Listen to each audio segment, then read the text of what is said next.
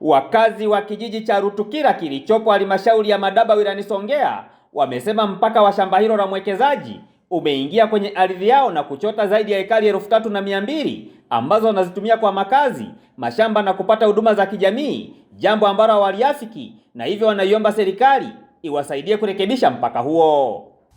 Walikuja watu wa ardhi kwa ajili ya kupima eneo la mwekezaji. Baadaye wananchi wakawa wamepita kule mashambani na kuona wapi tunamopita, wakaja wakalalamika na kuitishwa mkutano wa hadhara.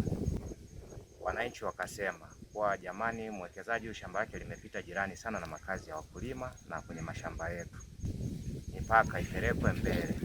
Ukapita muda mrefu baada ya kumaliza ule upimaji, kufika hii safari hii akaja huyu mwekezaji mpya. Alipofika ikaonekana sasa, tukaanza kushangaa, tukaona mipaka mle ambao wananchi wamesema tuhamishe twende mbele, ndimo inaenda kuonyesha iko mle mle. Mwenyekiti mstaafu wa kijiji cha Rutukira ambaye alisimamia mchakato wa kuhakiki mpaka wa shamba hilo, Bwana Christian Mapunda, anaeleza chanzo cha malalamiko ya wananchi hao. Walirudi tena kufanya marekebisho yale. Katika kufanya marekebisho ikaonekana kuna ekari karibu 3100 na kidogo kama na 200.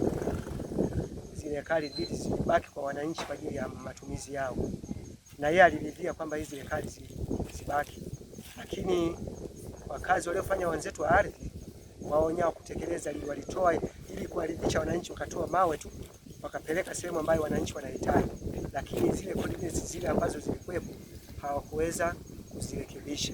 Aidha, wananchi hao wakatoa msimamo wao kuhusiana na mgogoro huo. Wananchi tunataka maelekezo tulimpa mwekezaji wa kwanza na mipaka yetu ambayo tulimpa mwekezaji wa kwanza ndio tunaitaka sasa iwe ile ile, sio ya sasa naisema hii hapa ya kwake.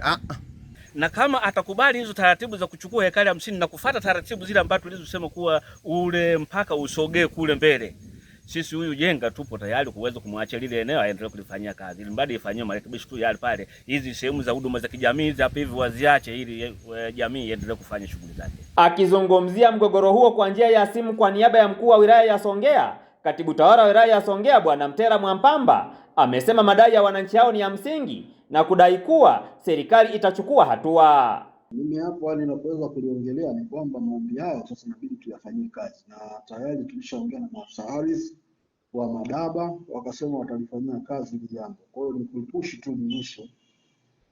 Kwa hiyo kwa sababu maombi yao ni ya msingi, kwa hiyo tunachotakiwa ni utekelezaji.